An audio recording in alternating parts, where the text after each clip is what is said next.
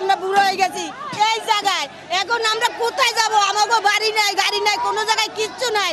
এত বছর এত রোহিঙ্গারা, লক্ষ লক্ষ রোহিঙ্গারা জায়গা পায়। আমাদের ছেলে মেয়ে, শ্বশুর শাশুড়ি সবাই আমরা স্থানীয় ভুটান নাগরিক, আমরা কেন জায়গা পাবো না? জায়গা দিয়ে উচ্ছেদ করতে হবে, নাহলে উচ্ছেদ করতে রাখতে হবে, রাখতে দেবো। ৫০০০ হাসপাতাল, ১০০ হাসপাতালে যাবে, কেন আমাদের জায়গা উচ্ছেদ করবে? আমাদের একটা পুনর্বাসনের ব্যবস্থা করুক, আমরা এমনিই ছেড়ে দেবো স্যার। আমাদের কোনো যুদ্ধ না করবে, আমাদের কিছু নাই স্যার, আমরা গরিব। আমাদের ৫০ থেকে ৬০ জন আহত হয়েছে, প্রায় ১৫ জনের মতন হাসপাতাল নিয়ে গেছে। অবৈধভাবে পুলিশ আমাদের উপরে লাঠিচার্জ, সাউন্ড গ্রেনেড ও টিয়ার সেল মারছে।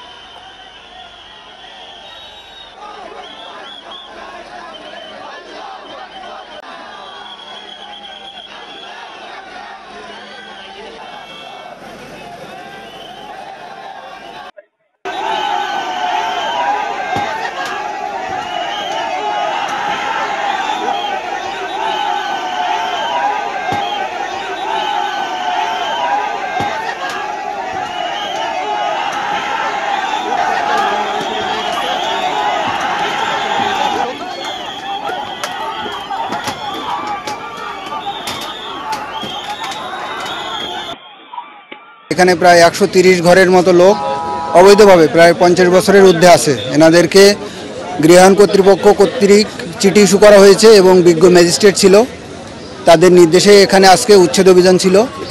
আমাদের কাজ ছিল পুলিশ এবং নৌবাহিনী কর্তৃক তাদেরকে সহায়তা করা এই উচ্ছেদ অভিযানে। আমরা সকাল থেকে ৮টা থেকে ফোর্স ডিপ্লয় করে তাদেরকে সেভারেল টাইমস আমাদের যে ইউজ অফ ফোর্স তাদের সাথে আমরা নেগোসিয়েশন করেছি, তাদের স্থানীয় যে নেতৃবর্গ আছে তাদের সাথে নেগোসিয়েশন করেছি। এটা সরকারি কাজ, সরকারি সিদ্ধান্ত, আপনারা সর্বোচ্চ সহায়তা করুন। আমরা প্রায় ১-১.৫ ঘন্টা নেগোসিয়েশন করেছি। এক পর্যায়ে তারা নেগোসিয়েশনে কোনো মতেই রাজি হয় নাই, আপনারা হয়তো দেখছেন। তো সেক্ষেত্রে যখন নেগোসিয়েশন কোনো মতেই হয়নি, তখন এক পর্যায়ে ওই পক্ষ থেকে যখন আমরা হালকা পুশ করেছি, ওখান থেকে বেশ বড় বড় ইট নিক্ষেপ করা হয়। আমার প্রায় ১৫০ পুলিশ সদস্য, কম করে হলো ১০০ জন ইনজুর্ড। তো এক পর্যায়ে আমরা পিছনে চলে আসি। গৃহায়ণ কর্তৃপক্ষের যে উচ্ছেদ অভিযানে যে গাড়ি ছিল, সেই বেকুব ড্রাইভারের মুখে একটা আধলাইট লেগে সে মোটামুটি একবার পুরো হসপিটাল এসে আমার প্রায় ২০-২৫ জন পুলিশ সদস্য হসপিটালে গিয়েছে, সবাই ছোট ছোট ইনজুর্ড আছে। এমত অবস্থায় আমরা কর্তৃপক্ষের সিদ্ধান্ত মোতাবেক আমাদের আজকের মতো অপারেশন এখানে কুইট করেছি। যদি ফার্দার ওনারা কোনো আবার সরকারি সিদ্ধান্ত নিয়ে আসে, আইন শৃঙ্খলা রক্ষাকারী বাহিনী হিসেবে আমরা তাদেরকে আবারও সহায়তা করব।